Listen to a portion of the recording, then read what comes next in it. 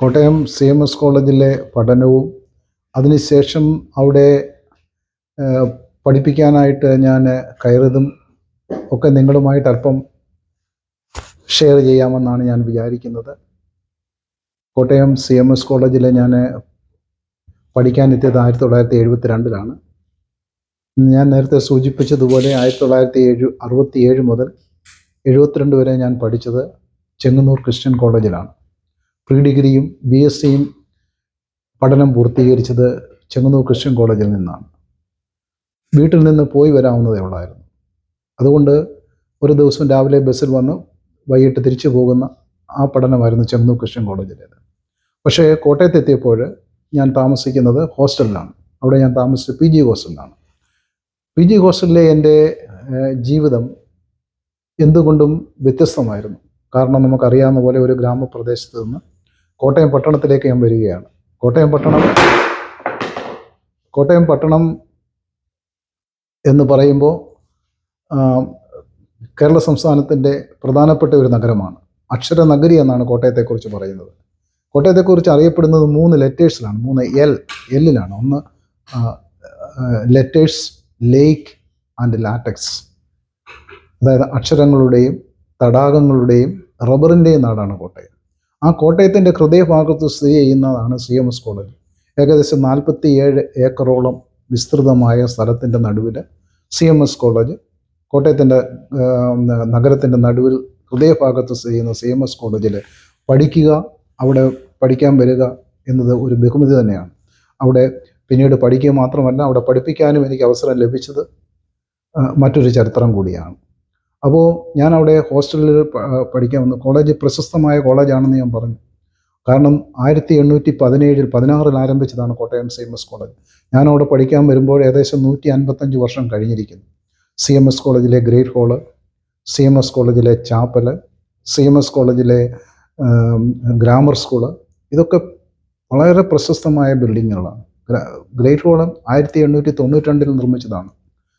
അന്ന് അവിടുത്തെ പ്രിൻസിപ്പളായിരുന്ന ആദം ചാപ്മാൻ എന്ന ആളാണ് അത് നിർമ്മിച്ചത്, ഡിസൈൻ ചെയ്തത്. അന്നത്തെ കാലത്ത് 1892 500 പേർക്ക് ഇരിക്കാവുന്ന ഒരു ഹാളായിട്ടാണ് അത് പണിതത്. അതുകൊണ്ടാണ് ഇതിനെ ഗ്രേറ്റ് ഹാൾ എന്ന് പറയുന്നത്. അന്ന് കോട്ടയത്ത് നടന്ന പല ഇമ്പോർട്ടൻറ്റ് മീറ്റിങ്ങുകളും കൂടുതൽ പേരെ അക്കോമഡേറ്റ് ചെയ്യാനുള്ള മീറ്റിങ്ങുകളെല്ലാം അവിടെയാണ് നടന്നിരുന്നത്. ഏകദേശം ഒന്ന് ആലോചിച്ച് നോക്കണം, അത്രയും ഒരു വിശാലമായ ചിന്തിക്കുവാനും അത്രയും പേർക്ക് ഇരിക്കുവാനും. അന്നും ആ ഗ്രേറ്റ് ഹാള് ഇന്നും അതുപോലെ തന്നെ നിൽക്കുന്നു എന്നുള്ളതാണ് അതിൻ്റെ പ്രത്യേകത. യാതൊരു വ്യത്യാസവുമില്ല, ഒരു വ്യത്യാസമില്ല. പെയിൻറ്റ് പോലും മാറ്റിയില്ല. പെയിൻറ്റ് അടിച്ചാലും അതേ സെയിം കളർ പെയിൻറ്റ് അടിക്കുന്നു. പെയിൻറ്റ് പോലും വ്യത്യാസമില്ലാതെ ആ ഗ്രേറ്റ് ഹാളിൽ ഞാൻ അവിടെ ആ ഗ്രേറ്റ് ഹാളിൽ പ്രഗത്ഭരായവരെ കേൾക്കാനും അതുപോലെ തന്നെ ആ ഗ്രേറ്റ് ഹാളിൽ പല പ്രാവശ്യം അതിൻ്റെ വേദിയിലിരുന്ന് സംസാരിക്കുവാനും അഭിസംബോധന ചെയ്യാനും ഒക്കെ എനിക്ക് പിന്നീട് ഭാഗ്യം സിദ്ധിച്ചത് ഒരു ചരിത്ര സംഭവമാണ്. അതുപോലെ തന്നെ അവിടുത്തെ ചാപ്പലും അതുപോലെ അവിടുത്തെ പഴയ പ്രിൻസിപ്പളാണ് ആയിരുന്ന, അന്നൊക്കെ പ്രിൻസിപ്പൾമാരെല്ലാവരും വിദേശികളാണ്, സായിപ്പന്മാരാണ് പ്രിൻസിപ്പൾ. അവർ ഗോത്തിക് ആർക്കിടെക്ചറിൽ വെച്ച് സ്റ്റൈലിൽ പണിതതാണ്. അവിടുത്തെ പ്യൂസൊക്കെ ഒന്ന് പോയി കാണണം. പ്യൂസും അതുപോലെ തന്നെ അതിന് മറ്റ് പുൽപ്പറ്റുമൊക്കെ പ്രത്യേക രീതിയാണ്. അത് മറ്റു പള്ളികളിൽ ഒന്നുമില്ലാത്ത ഒരു രീതിയിലാണ് കോട്ടയം CMS കോളേജിലെ ആ ചാപ്പൽ അതുപോലെ തന്നെ ഗ്രാമർ സ്കൂളിനെ കോളേജിനോളം 1816 തന്നെ ഉണ്ടാക്കണം. കോളേജിനോളം പഴക്കമുണ്ട് ഗ്രാമർ സ്കൂൾ. അങ്ങനെയുള്ള പ്രശസ്തമായ കോളേജിലാണ് ഞാൻ പഠിക്കാൻ ചെല്ലുന്നത്. ആ പ്രശസ്തമായ കോളേജ് എന്ന് പറഞ്ഞാൽ പല പ്രഗത്ഭരും നടന്നു നീങ്ങിയ മണ്ണാണ് കോട്ടയം CMS കോളേജ്. ശാസ്ത്രജ്ഞന്മാർ, നയന്ത്രജ്ഞന്മാർ, അതുപോലെ തന്നെ ഇന്ന് ഇന്ത്യൻ പ്രസിഡൻ്റായിരുന്ന KR നാരായണന്, അതുപോലെ തന്നെ പ്രശസ്ത ഫിസിക്സ് ശാസ്ത്രജ്ഞനായ ECG സുദർശന്, അതുപോലെ KP കേശവമേനോന്, ഇങ്ങനെയുള്ളവരുള്ള പ്രഗത്ഭരായ ഒരു കോളേജിൽ ഞാനും പഠിക്കാൻ വന്നു എന്നുള്ളത് ഒരു ബഹുമതിയും പദവിയുമായിട്ട് ഞാൻ കരുതിയിരുന്നു. അവിടെ ഞാൻ ഹോസ്റ്റലിലാണ് താമസിച്ചുകൊണ്ടിരുന്നത്. ഹോസ്റ്റലിൽ നമ്മുടെ അന്ന് ഞാൻ PG ഹോസ്റ്റലാണ് താമസിച്ചത്. CMS കോളേജിൽ 3 ഹോസ്റ്റലുകളാണ്. ഒന്ന് ആസ്കത്ത് ഹോസ്റ്റൽ, അത് പ്രീ ഡിഗ്രിക്കാർക്കും ഡിഗ്രി ആൺകുട്ടികൾക്കും വേണ്ടിയുള്ളതാണ്. ആസ്കത്ത് ഹോസ്റ്റൽ 1814 പണിതതാണ്. അതും ആദം ആസ്കത്ത് എന്ന് ഫ്രാൻസിസ് ആസ്കത്ത് എന്ന് പറഞ്ഞ ഒരു പ്രിൻസിപ്പൾ പണിതതാണ്, ഡിസൈൻ ചെയ്തതും പണിതതുമാണ്. ആ ആസ്കത്ത് ഹോസ്റ്റലും ഇന്നും അതുപോലെ തന്നെ നിൽക്കുന്നുവെന്നാണ്. ആ ആസ്കത്ത് ഹോസ്റ്റലിലെ ഒരു വാർഡനായിട്ടിരിക്കുവാനും എനിക്ക് കോളേജിലെ ജോലിയിൽ പ്രവേശിച്ചപ്പം അവിടുത്തെ വാർഡനായിട്ട് ജോലി ചെയ്യുവാനും എനിക്ക് സാധിച്ചത് മറ്റൊരു ചരിത്രം കൂടിയാണ്. അതുപോലെ തന്നെ ലീ ഹോസ്റ്റലുണ്ട്. ലീ ഹോസ്റ്റലാണെങ്കിൽ പെൺകുട്ടികൾക്ക് മാത്രം പ്രീ ഡിഗ്രി മുതൽ PG വരെയുള്ള എല്ലാ പെൺകുട്ടികൾക്കും താമസിക്കാവുന്ന ഒരു ഹോസ്റ്റലാണ് ലീ ഹോസ്റ്റൽ. ലീ ഹോസ്റ്റലും പണിത് ഒരു പ്രിൻസിപ്പളാണ്.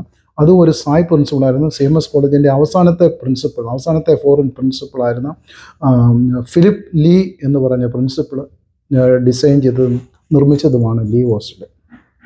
പിന്നെ ഞങ്ങളുടേതാണ് PG ഹോസ്റ്റൽ. PG ഹോസ്റ്റലിൻ്റെ നമ്പർ വളരെ കുറവായിരുന്നു. 20 വിദ്യാർത്ഥികൾ മാത്രമേ അവിടെ ഉണ്ടായിരുന്നു. അന്തേവാസികളും ഇനിമേറ്റ്സ് മാത്രമേ അവിടെ ഉണ്ടായിരുന്നുള്ളൂ. അപ്പോൾ അവരോടൊപ്പം ഒരു നല്ല സുഹൃത്ത് ബന്ധം എനിക്ക് സ്ഥാപിക്കാനായിട്ട് സാധിച്ചു. വിവിധ സാഹചര്യങ്ങളിൽ നിന്ന് വന്നവർ, വിവിധ സാമ്പത്തിക സ്ഥിതിയിലുള്ളവർ, വിവിധ ചുറ്റുപാടുള്ളവർ, അങ്ങനെ തിരുവനന്തപുരം മുതൽ കോഴിക്കോട് വരെയുള്ള പല സ്ഥലങ്ങളിൽ നിന്നും എത്തിയവരാണ് അവർ. അവരോടൊപ്പം ഒന്നിച്ച് ചേരുവാനും ഒന്നിച്ച് ഷെയർ ചെയ്യുവാനും പങ്കിടുവാനും ഒക്കെയുള്ള ഒരു അവസരം എനിക്ക് കിട്ടി. വീട്ടിൽ നിന്ന് കൂടുകുളഞ്ഞിയിൽ നിന്ന് വന്ന എനിക്ക് കൂടുകുളഞ്ഞിയിൽ പഠിക്കാൻ കിട്ടുന്ന ഒരു അന്തരീക്ഷമായിരുന്നില്ല PG ഹോസ്റ്റലിൽ വന്നപ്പോൾ.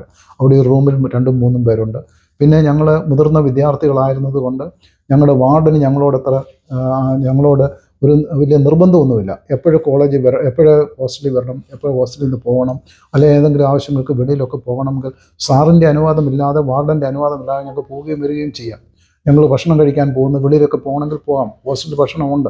അപ്പോൾ എങ്കിലും നമുക്ക് ആ ഭക്ഷണം വേണ്ട, നമുക്ക് വെളിയിൽ പോയി ഭക്ഷണം കഴിക്കാം, രാത്രിയിൽ എപ്പം വേണമെങ്കിലും ഒരു സിനിമയ്ക്ക് പോകുന്നതിന് ഒന്നും ആരോടും ചോദിക്കേണ്ട കാര്യം, ചോദിക്കാതെ പോവുകയും വരികയും ചെയ്യാമെന്ന് അത്രയേറെ സ്വാതന്ത്ര്യമാണ്. അപ്പം കൂടുകുളഞ്ഞിയിലെ ആ ഒരു ഗ്രാമത്തിൽ വളരെ നിയന്ത്രണത്തിലും കൃത്യമായ സമയത്ത് പഠിക്കുകയും എടുക്കുകയും ഒക്കെ ചെയ്ത സാഹചര്യത്തിൽ നിന്ന് മാറി വന്നൊരു സാഹചര്യത്തിൽ, അതുകൊണ്ട് എനിക്ക് ആദ്യത്തെ ആ ഒരു വർഷം കോളേജിനോട് എനിക്ക് PG ഹോസ്റ്റലിൽ താമസിച്ചുകൊണ്ടിരുന്നപ്പോൾ എനിക്ക് പഠനത്തോട് അത്രയൊരു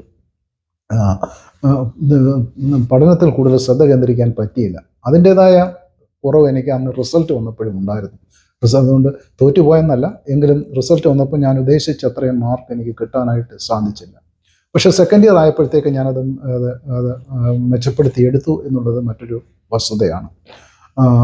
അപ്പം ഞങ്ങളുടെ ആ PG ഹോസ്റ്റലിലെ താമസം എന്നോടൊപ്പം ഉണ്ടായിരുന്ന പലരും ഇന്നും ഏകദേശം 50 വർഷമായി ഞാൻ അവിടുന്ന് PG ഹോസ്റ്റലിൽ നിന്ന് പഠിച്ചിറങ്ങിയിട്ട് ഇപ്പം എങ്കിലും ഇന്നും പല സുഹൃത്തുക്കളും, വളരെ സുഹൃത്തുക്കളെ ഇന്നലെ പോലെ ഞാൻ അവരെ ഓർക്കുന്നുണ്ട്. PG ചാക്കോ, അദ്ദേഹം സുപ്രീം കോടതി ഒരു ജഡ്ജായിട്ടാണ് റിട്ടയർ ചെയ്ത് ഇപ്പം പുള്ളി ബാംഗ്ലൂരിൽ താമസിക്കുന്നു. സാംബിലിപ്പ് എന്ന് പറഞ്ഞ എന്നോടൊപ്പം തന്നെ എൻ്റെ റൂംമേറ്റ് ആയിരുന്നു. അദ്ദേഹം തിരുവല്ല മാർത്തോമ കോളേജിലെ ഒരു പ്രൊഫസറായിട്ടാണ് റിട്ടയർ ചെയ്തത്. അതുപോലെ തന്നെ VL ജോസ്, അതുപോലെ തന്നെ മറ്റ് ചന്ദ്രശേഖരന്, രാധാകൃഷ്ണന്, വിജയകുമാർ, ഇങ്ങനെയൊക്കെ കുറേ കൂട്ടുകാരെ എനിക്ക് സമ്പാദിക്കുവാനായിട്ട് ചെയ്യും. അവരോടൊപ്പം ഒന്നിച്ച് മുമ്പോട്ട് പോകാനായിട്ട്, അവരുമായിട്ട് ഷെയർ ചെയ്യാനായിട്ട്. പലരും സാമ്പത്തിക സ്ഥിതിയിൽ എല്ലാവരും വ്യത്യസ്ത ഇതാണ്. പലരും എന്നെക്കാളും വളരെ സാമ്പത്തിക സ്ഥിതി കുറഞ്ഞവർ, എന്നെക്കാളും സാമ്പത്തിക സ്ഥിതി കൂടിയവർ, അങ്ങനെ വിവിധ സാഹചര്യങ്ങളും വിവിധ വ്യത്യസ്ത സ്വഭാവമുള്ളവരും ഒക്കെയാണ്. പല കാര്യങ്ങളും എനിക്ക് അവിടെ നിന്ന് പഠിക്കാനായിട്ട് സാധിച്ചു. മറ്റുള്ളവരുമായിട്ടൊന്ന് ഷെയർ ചെയ്തു പോകാനായിട്ട്, മറ്റുള്ളവരോട് പങ്കിടുവാനായിട്ട്, മറ്റുള്ളവരുമായിട്ട് ആശയവിനിമയം നടത്തുവാനായിട്ട്, അങ്ങനെയുള്ള ചില സ്വഭാവങ്ങളൊക്കെ ഞാൻ അറിയാതെ തന്നെ എന്നിൽ ഉണ്ടായത് PG ഹോസ്റ്റലിലെ എൻ്റെ താമസമാണ്. ഞാൻ നേരത്തെ ഞാൻ വീട്ടിൽ നിന്ന് വരുമ്പോൾ അമ്മ എന്തെങ്കിലുമൊക്കെ കഴിക്കാനായിട്ട് തന്നു വിടുമായിരുന്നു. അപ്പം കഴിക്കാൻ തന്നു വിടുമ്പം ഞാനത് ഹോസ്റ്റലിൽ കൊണ്ടുവരും. ഹോസ്റ്റലിൽ വെച്ചത് ഞാൻ എൻ്റെ മറ്റുള്ള സുഹൃത്തുക്കൾക്ക് കൊടുക്കും. ചില ദിവസമൊക്കെ ഞാൻ തന്നെ അത് വീട്ടിൽ തന്നെ എൻ്റെ പെട്ടിയിൽ തന്നെ വെക്കുകയും എൻ്റെ ടേബിളിൻ്റെ വളരെ സൂക്ഷിച്ച് ആരും കാണാതെ വെക്കുകയൊക്കെ ചെയ്യും. പക്ഷേ എൻ്റെ സുഹൃത്തുക്കൾ അത് ഞാൻ അറിയാതെ തന്നെ, ഞാൻ ഇല്ലാത്ത സമയത്ത് ഞാൻ അങ്ങോട്ടും പോകുമ്പോൾ ഞാൻ അറിയാതെ എടുത്തു. അത് ആദ്യമൊക്കെ എന്നെ സംബന്ധിച്ചിടത്തോളം വളരെ വിഷമം ഉണ്ടാക്കിയിട്ട്, പക്ഷേ എന്നെ സംബന്ധിച്ചോളം പിന്നാണ് മനസ്സിലായത് അതങ്ങനല്ല. മറ്റുള്ളവരുമായിട്ട് ഷെയർ ചെയ്യുകയും പങ്കിടുകയും അവരും ആവശ്യത്തിനാണല്ലോ എടുത്തത് എന്നൊരു തോന്നലുമൊക്കെ എന്നിൽ തന്നെ ഉണ്ടാകുകയാണ്.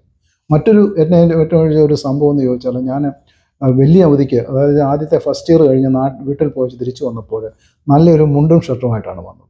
നല്ല മുണ്ടും നല്ല ഷർട്ടുമാണ്, എനിക്ക് ഇഷ്ടപ്പെട്ടതുമായിരുന്നു. ഞാൻ കോളേജിൽ അന്ന് മുണ്ടും ഷർട്ടുമാണ് എടുക്കുന്നത്. അപ്പോൾ ഞാൻ കോളേജിൽ വന്ന ക്ലാസ്സിലൊക്കെ പോകുമ്പോൾ ഞാൻ ഉപയോഗിച്ചില്ല. ഒന്നീ പള്ളിയിൽ പോകുമ്പോഴോ അല്ലെങ്കിൽ ഏതെങ്കിലും വിശേഷ ദിവസങ്ങളിലോ അത് ഇടാമെന്ന് വിചാരിച്ച് പെട്ടിക്കകത്ത് തന്നെ മടക്കി സൂക്ഷിച്ച് വെച്ചിരുന്നു.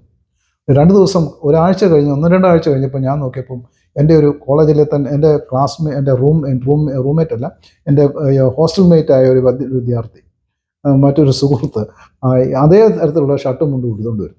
അപ്പോൾ ഞാൻ നോക്കിയപ്പം, പക്ഷേ അവൻ എന്നെ കണ്ടപ്പം തന്നെ ചിരിച്ചുകൊണ്ട് എൻ്റെ അടുക്കലോട്ട് വന്നു.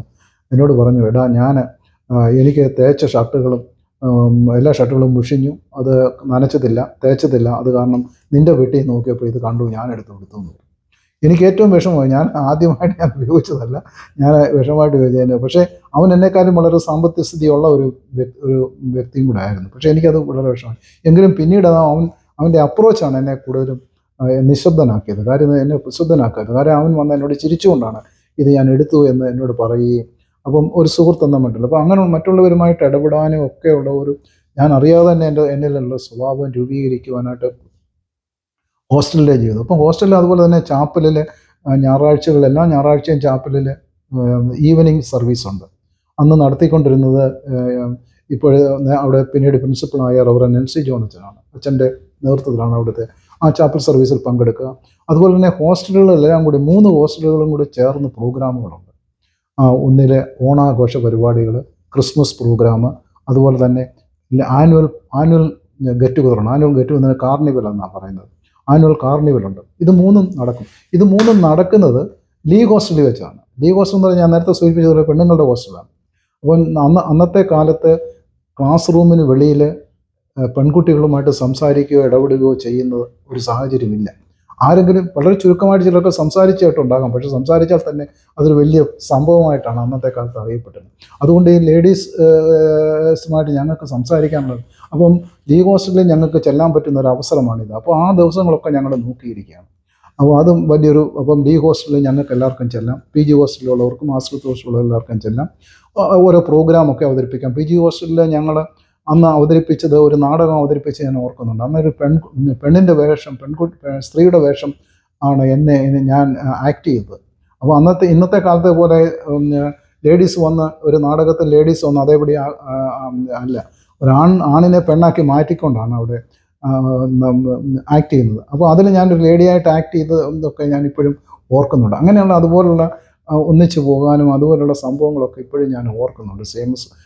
PG ഹോസ്റ്റലിലെ ജീവിതം. അതിനുശേഷം PG ഹോസ്റ്റലിൽ താമസിച്ചുകൊണ്ട് കോളേജിൽ ഞങ്ങളുടെ നേരത്തെ സൂചിപ്പിച്ചതുപോലെ അനലിറ്റിക്കൽ കെമിസ്ട്രിയിലാണ് ഞാൻ MSc ബിരുദമെടുത്തത്.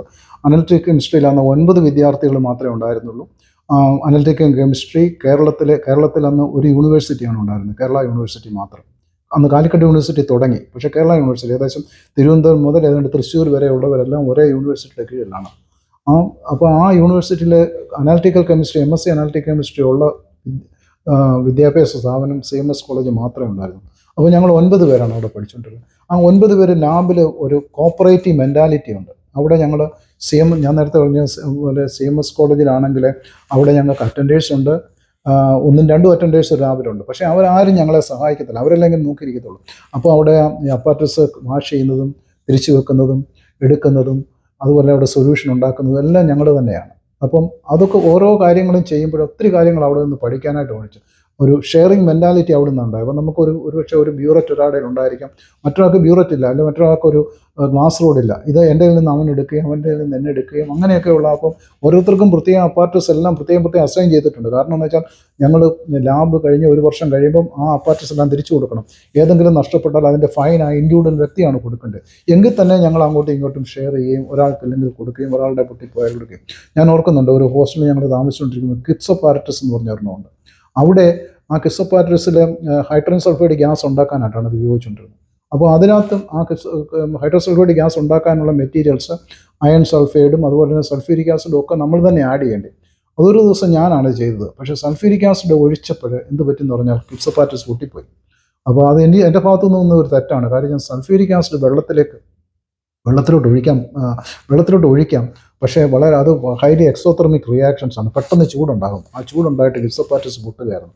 പക്ഷേ ആ കിഡ്സ് അപ്പാർട്ടസ്, അപ്പം ഞങ്ങളുടെ പ്രൊഫസർ ഇത് കണ്ടു, ഇത് അറിഞ്ഞ് വന്നു. അദ്ദേഹം പറഞ്ഞു ഇതിൻ്റെ വില 300 രൂപയാണ്, ആ 300 രൂപ താൻ തരണമെന്നാണ് അദ്ദേഹം പറഞ്ഞത്. അപ്പോൾ അന്നത്തെ കാലത്തെ 300 രൂപ എന്ന് പറഞ്ഞാൽ അന്ന് എനിക്ക് 1 വർഷം ഹോസ്റ്റലിൽ കൊടുക്കേണ്ട പൈസ ആ 300 രൂപയുള്ളൂ. അപ്പോൾ ഓർക്കണം, അന്നേരം ആ 300 രൂപ ഒരാൾ തന്നെ എടുക്കാമെന്ന് പറഞ്ഞാൽ. അപ്പോൾ ഞാൻ എൻ്റെ മറ്റുള്ള 9 പേരോട് ഞാൻ പറഞ്ഞു, ഈ 300 രൂപ എനിക്ക് തന്നെ എടുക്കാൻ പറ്റത്തില്ല. ഒരിക്കലും എനിക്ക് വീട്ടിൽ ചെന്ന് പറയാനോ അല്ലെങ്കിൽ വീട്ടിൽ ചെന്ന് പറഞ്ഞാൽ അത് കിട്ടുവാനോ ഉള്ള സാഹചര്യമല്ല ഉള്ളത്. അതുകൊണ്ട് നിങ്ങളെല്ലാവരും കൂടെ എന്നോട് സഹായിക്കണം. നമുക്ക് എല്ലാവർക്കും കൂടെയാണ് ഞാൻ ഈ ഗ്യാസ് ഉണ്ടാക്കാൻ ശ്രമിച്ചത്. പക്ഷേ എൻ്റെ ഭാഗത്തു നിന്നുണ്ടായ തെറ്റാണ്, അത് ഞാൻ മനസ്സിലാക്കുന്നു. പക്ഷേ അവരെല്ലാവരും കൂടെ എല്ലാവരും 30 രൂപ ഇതെടുത്തപ്പം 10 പേരായപ്പോൾ 300 രൂപ കൊടുക്കാൻ എനിക്ക് പറ്റി. അതൊക്കെ ഞാൻ ഇപ്പോഴും ഓർത്തിരിക്കുന്ന ഒരു സംഭവമാണ്. കാര്യം അപ്പോൾ അവർ പറയുക, എൻ്റെ കൂട്ടുകാരെന്നോട് പറയുക, നീ പൊട്ടിച്ചത്, നീ അത് എടുത്തോണമെന്ന് പറഞ്ഞാൽ എനിക്കൊന്നും ചെയ്യാൻ പറ്റത്തില്ല, ഞാനൊക്കെ 300 രൂപ കൊടുത്തെങ്കിലേ പറ്റത്തുള്ളൂ. അപ്പോൾ അങ്ങനെയുള്ള സാഹചര്യങ്ങളൊക്കെ എന്നെ രക്ഷിച്ച എൻ്റെ ആ കൂട്ടുകാരോടൊക്കെയുള്ള ആ പ്രതിബദ്ധതയും അവരുടെയുള്ള സ്നേഹവും കരുതലും ഇപ്പോഴും എന്നോടുള്ള സ്നേഹവും കരുതലും ഒക്കെ ഇപ്പോഴും ഞാൻ ഓർക്കുകയാണ്. അപ്പോൾ അതുപോലെ തന്നെ CMS കോളേജ് ഞാൻ നേരത്തെ പറഞ്ഞ പോലെ അവിടെ ലെക്ചറിങ് ആണ്, അവിടെ ടീച്ചിങ് അല്ല. ചെങ്ങന്നൂർ ക്രിസ്ത്യൻ കോളേജിൽ നിന്ന് ഞാൻ CMS കോളേജിലേക്ക് വരുമ്പോൾ ചെങ്ങന്നൂർ ക്രിസ്ത്യൻ കോളേജിൽ ഒരു ടീച്ചിങ് ആണ്. ടീച്ചിങ് എന്ന് പറഞ്ഞാൽ അവിടെ പഠിപ്പിക്കും, അവിടെ നോട്ട് തരും, ക്വസ്റ്റ്യൻ പറഞ്ഞുതരും, ക്വസ്റ്റ്യൻ്റെ ആൻസർ പറയും. അന്ന് നമ്മൾ അതുപോലെ അങ്ങ് പഠിച്ചിട്ട് പരീക്ഷ എഴുതിയാൽ മതി. അതുകൊണ്ട് ഒരു വ്യത്യാസമില്ല, അത് പരീക്ഷയ്ക്ക് വരികയും ചെയ്യും, പരീക്ഷയ്ക്ക് നമുക്ക് നല്ല മാർക്ക് കിട്ടുകയും ചെയ്യും. അതുകൊണ്ട് BSc എനിക്ക് ഫസ്റ്റ് ക്ലാസ് ഉണ്ടായിരുന്നു. അതേസമയത്ത് CMS വന്നപ്പോഴത്തേക്ക് അത് നിലനിർത്താൻ എനിക്ക് പറ്റിയില്ല. കാരണം CMS കോളേജിൽ ലെക്ചറിങ് ആണ്. ലെക്ചറിങ് എന്ന് പറഞ്ഞാൽ അവിടെ നമ്മളെ പഠിപ്പിച്ച കാര്യങ്ങൾ നമ്മൾ തന്നെ തിങ്ക് ചെയ്താണ് ആൻസർ കണ്ടുപിടിക്കണം. അവർ ക്വസ്റ്റ്യൻ പറയും, പക്ഷേ ആൻസർ പറയത്തില്ല. ആൻസർ നമുക്ക് ഉണ്ടാക്കാം, എന്നിട്ട് നമുക്ക് അവരോട് ചോദിക്കാം whether this answer is correct or not. എപ്പോഴും ഒരു വൈ എന്നുള്ളൊരു ചോദ്യം, വൈ ദിസ് ഈസ് ഹാപ്പനിങ്. ഒരു സോൾട്ട് വെള്ളത്തിലിട്ടാൽ അത് ഡിസോൾവ് ചെയ്യും, ചില സോൾട്ട് വെള്ളത്തിലിട്ടാൽ ഡിസോൾവ് ചെയ്ത് തരാം. Why some are dissolving, some are not dissolving. ഇങ്ങനെയുള്ള ഒരു ചോദ്യവും ആൻസറും ക്വസ്റ്റ്യൻ ആൻസർ രീതിയിലാണ് CMS കോളേജിലൊക്കെ. അപ്പോൾ CMS കോളേജിലെ പഠനമൊക്കെ ഒരു പ്രത്യേകതയാണ്, എല്ലാം കൊണ്ടും പ്രത്യേകതയുള്ള ഒരു കോളേജ് CMS കോളേജ്. അപ്പം ഞാൻ നേരത്തെ സൂചിപ്പിച്ചതുപോലെ ഞങ്ങളുടെ 9 വിദ്യാർത്ഥികളാണ് ഉണ്ടായിരുന്നത്. 9 പേർക്കും റാങ്ക് ഉണ്ട്. കാര്യം 10 റാങ്കാണ് CMS കോളേജിലെ ഒരു കോഴ്സിന് യൂണിവേഴ്സിറ്റി പറയുന്ന 10 റാങ്ക്. 11ാമത്തെ റാങ്ക് തൊട്ട് അവരെ കൂട്ടത്തില്ല. അപ്പോൾ ഞങ്ങൾക്ക് 10 പേർക്കും റാങ്ക് ഉണ്ട് എന്നുള്ളതാണ്. 9 പേർക്കും റാങ്ക് ഉണ്ട്. അത് ഫസ്റ്റ് റാങ്ക് കിട്ടിയ ആൾ ഞാനിപ്പോഴും ഓർക്കുന്നത് PD തോമസ് എന്നാണ്. PD Thomas Indian institute of സയൻസിൽ നിന്ന് അദ്ദേഹം റിസർച്ച് എടുത്തിട്ട് വളരെ പ്രശസ്തമായ ഒരു സയൻറ്റിസ്റ്റായിട്ടാണ് അദ്ദേഹം വർക്ക് ചെയ്തുകൊണ്ടിരിക്കുന്നത്. PD Thomas. അദ്ദേഹത്തിന് മാത്രമേ അന്ന് ഞങ്ങളുടെ ഇതിൽ ഫസ്റ്റ് ക്ലാസ് കിട്ടിയുള്ളൂ. അത് 60% ആയിരുന്നു. അതേസമയത്ത് ബാക്കിയുള്ളവരെല്ലാം 3-4-5 പേർക്ക് സെക്കൻഡ് ക്ലാസ് കിട്ടി, ബാക്കിയുള്ളവർക്ക് തേർഡ് ക്ലാസ്സുമാണ് കിട്ടിയത്. അപ്പോൾ എനിക്ക് സെക്കൻഡ് ക്ലാസ്സാണ് കിട്ടിയത്. പക്ഷേ എന്നാലും എനിക്ക് പല കാര്യങ്ങളും അവിടുന്ന് പഠിക്കാനായിട്ട് പോയിട്ട് കെമിസ്ട്രിയിൽ ഇൻട്രസ്റ്റ് തുടങ്ങിയതും കെമിസ്ട്രി പഠിക്കാൻ ശരിക്കും തുടങ്ങിയതും നേരത്തെ തൊട്ടേ കെമിസ്ട്രി പഠിച്ചിട്ടുണ്ട്, ഇൻട്രസ്റ്റ് ഉണ്ടായിരുന്നെങ്കിലും കൂടുതൽ കാര്യകാരണ സഹിതം പഠിക്കാൻ തുടങ്ങിയത് CMS കോളേജിൽ പഠിക്കാൻ തുടങ്ങിയപ്പോഴും, അതുപോലെ തന്നെ പിന്നീട് എനിക്ക് CMS കോളേജിൽ ജോലി കിട്ടിയപ്പോഴുമാണ് ഞാൻ കെമിസ്ട്രി ശരിക്കും പഠിച്ചു തുടങ്ങിയത് എന്ന് എനിക്ക് പറയാൻ പറ്റും. അതൊന്നും ഒരു കുറവായിട്ട് ഞാൻ കൺസിഡർ ചെയ്യുന്നില്ല. അതൊക്കെ എൻ്റെ ഉന്നത വിദ്യാഭ്യാസത്തിന് കൂടുതൽ കരുത്തുകയായിരുന്നു ആ പഠന രീതിയൊക്കെ. അതുപോലെ തന്നെ CMS കോളേജിലെ ജോലിയിൽ ജോലി കിട്ടിയതും ഒരു ഭാഗ്യമായിട്ട് ഞാൻ കരുതുകയാണ്. ഞാൻ പഠിച്ച് ഇറങ്ങിയ സമയത്ത് 74-75 കാലത്ത് ഞാൻ പഠിച്ചിറങ്ങിയ സമയത്ത് കോളേജുകളിലൊന്നും ജോലിയില്ല. ആ വേക്കൻസികളില്ല. വേക്കൻസികൾ ഇല്ലാഞ്ഞിട്ടല്ല, വേക്കൻസി അനൗൺസ് ചെയ്യുന്നില്ല. കാരണം 1972 പ്രൈവറ്റ് കോളേജുകളിൽ ഡയറക്റ്റ് പേയ്മെൻറ്റ് വന്നത്. 1972 വരെ കോളേജുകളിൽ മാനേജ്മെൻറ്റാണ് ശമ്പളം കൊടുത്തുകൊണ്ടിരുന്നത്. മാനേജ്മെൻറ്റാണ് ശമ്പളം കൊടുത്തുകൊണ്ടിരുന്നത്. അധ്യാപകർക്ക് ശമ്പളം കൊടുത്തിരിക്കുന്ന മാനേജറാണ്. വിദ്യാർത്ഥികളുടെ നിന്ന് ഫീസ് എടുക്കുന്നതും മാനേജറാണ്. പിന്നെ ഗവൺമെൻറ്റിൽ നിന്ന് ഗ്രാൻറ്റ് കിട്ടും. ഇതൊക്കെ കൊണ്ടാണ് കോളേജിൻ്റെ ചെലവുകളും അധ്യാപകരുടെ ശമ്പളമൊക്കെ കൊടുത്തിരുന്നത്. 1972 Antony government, AK Antony chief minister ആയിരുന്നപ്പോഴാണ് അന്ന് വലിയൊരു സമരം നടക്കുകയും സമരത്തിൻ്റെ ഭാഗമായിട്ട് മാനേജ്മെൻറ്റിനെ നിയന്ത്രിക്കാൻ വേണ്ടി എല്ലാ അധ്യാപകർക്കും ഡയറക്റ്റ് പേയ്മെൻ്റ് ആക്കി. ഗവൺമെൻറ്റിൽ നിന്ന് ഡയറക്റ്റ് സാലറി കൊടുക്കുക. അപ്പം ഗവൺമെൻറ് സാലറി കൊടുക്കും, അധ്യാപകരുടെ നിയമത്തിൽ ചില നിയന്ത്രണങ്ങളൊക്കെ ഗവൺമെൻറ് കൊണ്ടുവരും. അപ്പോൾ അവിടെ കുറേ റൂൾസ് ആൻഡ് റെഗുലേഷൻസ് ഒക്കെ രൂപപ്പെടുത്തേണ്ടത്. അതിനുവേണ്ടി ഈ 72 മുതൽ 74 വരെ ഒരൊറ്റ കോളേജുകളിലും ഒരു വേക്കൻസി പോലും ആരെയും എടുക്കാതെ വേക്കൻസി അനൗൺസ് ചെയ്യാതെ അങ്ങനെ കിടക്കുക. അപ്പോൾ വേക്കൻസി ഒന്നും ഇല്ലാതിരുന്ന സമയത്ത്, പക്ഷേ 74-75 ആയപ്പോഴത്തേക്ക് ചില കോളേജുകളൊക്കെ CMS കോളേജ് പോലുള്ള കോളേജുകളിലൊക്കെ വേക്കൻസി അനൗൺസ് ചെയ്യുകയും കിട്ടാനും തുടങ്ങി. ഇപ്പോൾ CMS കോളേജ്, ബിഷപ്പ് കോളേജ് അന്നുണ്ട്.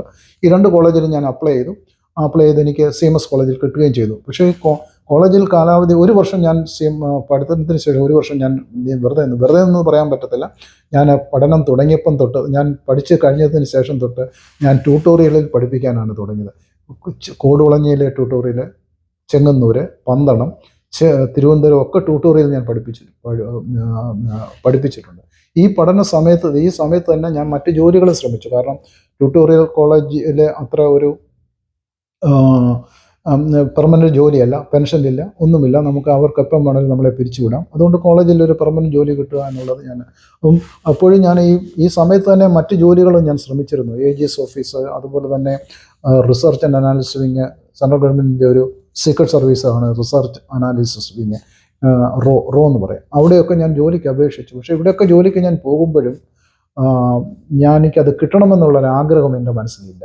കാരണം എൻ്റെ ഇതൊരു നേരത്തെ സൂചിപ്പിച്ചതുപോലെ ഒരു അധ്യാപകനാകുക എന്നുള്ളതായിരുന്നു എൻ്റെ ആഗ്രഹം. അതനുസരിച്ച് ഞാൻ അതാണ് എൻ്റെ ചിന്തയും അതുപോലെ എൻ്റെ ആഗ്രഹവും മനസ്സിലുള്ളൂ. പക്ഷേ മറ്റാരോടും ഞാൻ പറഞ്ഞില്ല. കാര്യം കോളേജിൽ ഒരു സെക്കൻഡ് ക്ലാസ് ഉള്ള എനിക്ക് കോളേജിൽ അധ്യാപകനായിട്ട് കിട്ടാനുള്ള സാധ്യത കുറവ്. അതുപോലെ തന്നെ കോളേജുകളിലെ വേക്കൻസി നമ്പർ കുറവ്. ഇതുകൊണ്ടൊക്കെ സാഹചര്യങ്ങൾ നമുക്ക് അനുകൂലമല്ലായിരുന്നു. എങ്കിലും എൻ്റെ മനസ്സിലുണ്ട്. അത് കാരണം ഒരു അധ്യാപകനാകണം എന്നുള്ളത് എൻ്റെ മനസ്സിൽ എപ്പോഴും ഉണ്ടായിരുന്നു എന്നുള്ളത് വേറെ മറ്റൊരു വസ്തുതയാണ്. കാരണം കോടുകുളഞ്ഞി തന്നെ ഒരു അധ്യാപകരുടെ ഒരു കൂട്ടമാണ്. കോടുകുളഞ്ഞി ആ ഒരു സാഹചര്യത്തിലാണ് ഞാൻ കോടുകുളഞ്ഞിയിൽ ജനിച്ചതും വളർന്നു വന്നതും. ഞാൻ സൺഡേ സ്കൂൾ പഠിപ്പിക്കാൻ പോകുമ്പോൾ സൺഡേ സ്കൂൾ പഠിക്കുമ്പോൾ അവിടെ സൺഡേ സ്കൂൾ സൂപ്പറുണ്ട് പോത്തൻ സാറ്. സൺഡേ സ്കൂളിൻ്റെ മറ്റ് സാറിനെ പഠിപ്പിക്കുന്ന പലരും അധ്യാപകരാണ് അവിടെ പഠിപ്പിക്കാൻ വരുന്നത്. അവരെല്ലാം സാറും അല്ലാതെ തന്നെ എല്ലാവരും വിളിക്കുന്നവരാണ്. അതുപോലെ തന്നെ പള്ളിയിലെ 2 കൈക്കാരന്മാർ, പോത്തൻ സാറും ജോസഫ് സാറും, അവർ 2 സാറുമാരാണ്. പഴയ ഹെഡ് മാസ്റ്റർമാരാണ് അവർ 2 പേരും. അതുപോലെ പഴയ DEOമാർ, പഴയ AEOമാർ, അങ്ങനെയുള്ളവരാണ് പള്ളിയുടെ നേതൃത്വത്തിൽ ഉണ്ടായിരുന്നവരും. കോടുകുളഞ്ഞിലുള്ള എല്ലാ കുടുംബങ്ങളിൽ നിന്നും ഒരു ടീച്ചർ വീതം ഉണ്ടാകുന്നവർ. അതേ രീതിയിലാണ്. അപ്പോൾ എൻ്റെ ഫാദറിൻ്റെ സിസ്റ്റേഴ്സ് 3 പേരും ടീച്ചേഴ്സാണ്. അതുകൊണ്ട് ഒരു ടീച്ചറാകണം, ഒരു അധ്യാപകരാണ്. അതുകൊണ്ട് സ്കൂളിൽ പഠിപ്പിക്കാനായിട്ട് എനിക്ക് ആഗ്രഹം തോന്നിയുമില്ല. കോളേജിൽ ഏതായാലും ദൈവം എൻ്റെ ചിന്തയും എൻ്റെ മനസ്സും അനുസരിച്ച് ദൈവം ഈ CMS കോളേജിൽ തന്നെ എനിക്ക് ജോലി ലഭിക്കുകയും ചെയ്തു. കോളേജിലെ ജീവിതവും എന്നെ സംബന്ധിച്ചിടത്തോളം വളരെ സന്തോഷകരമായിരുന്നു. എനിക്ക് 100% പ്രൊഫഷണൽ സാറ്റിസ്ഫാക്ഷൻ കിട്ടിയ ഒരു ജോലിയായിരുന്നു കോട്ടയം CMS കോളേജിലേത്.